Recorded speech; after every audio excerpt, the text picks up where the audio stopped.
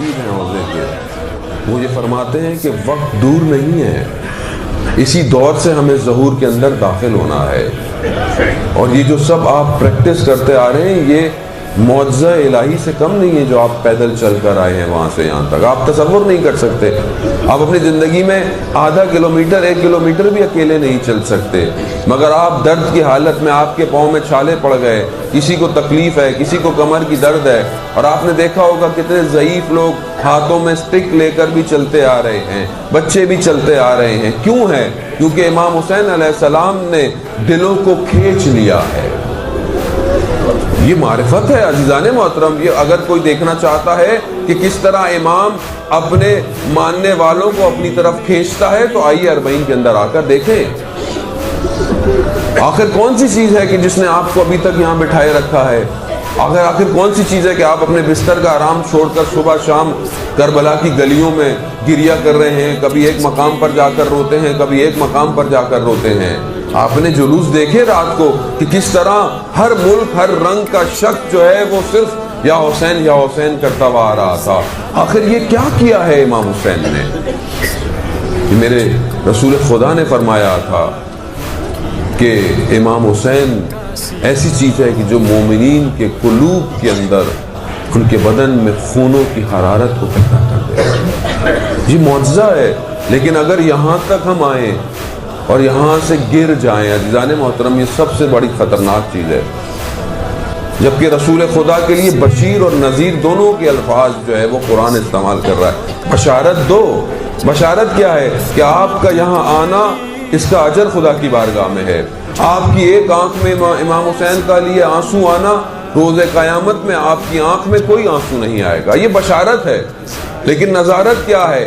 نظارت یعنی خوف اور ڈرانا کیا ہے؟ کہ اگر ہم اپنے وقت کے امام کا ساتھ نہ دے پائے تو پھر خدا نہ خواستہ ہمارا گریہ کوفہ والوں کی گریہ جیسا نہ ہو جائے. کوفہ والے گریہ کرتے رہے عزیزان محترم. جب کاروان کوفہ پہنچا ہے تو جب انہوں نے دیکھا کہ یہ کیا ہوا تو پورا کوفہ گریہ کرنے لگ گیا. مگر میری بی بی زینب نے کیا کہا کہ اب تمہارے رونے کا کیا فائدہ؟ ہاں آزاداران محترم، ہم اپنے وقت کے امام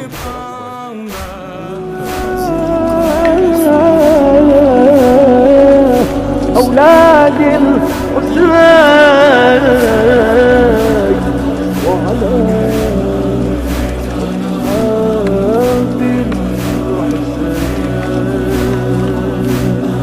آج کربلا ہمیں کیا دے رہی ہے؟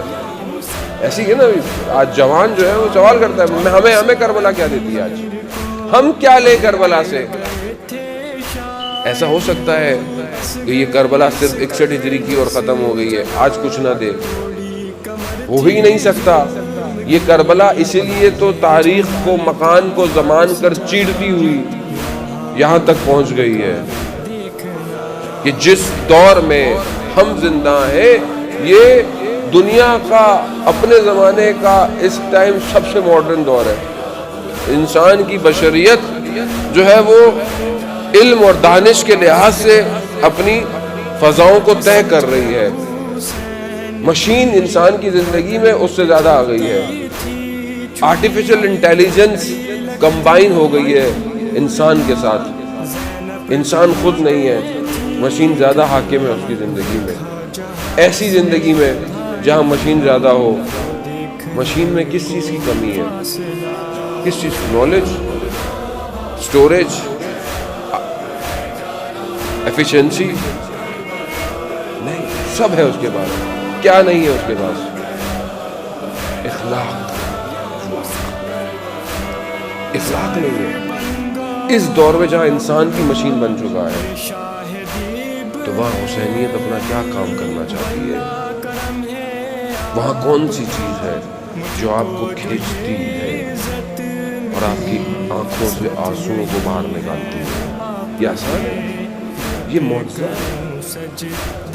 ہم اس کو درک نہیں کر پا رہے. یہ معجزہ ہے امام حسین کا. کئی 100 سال گزرنے کے بعد بھی انسان اس واقعے کو محسوس کرتا ہے.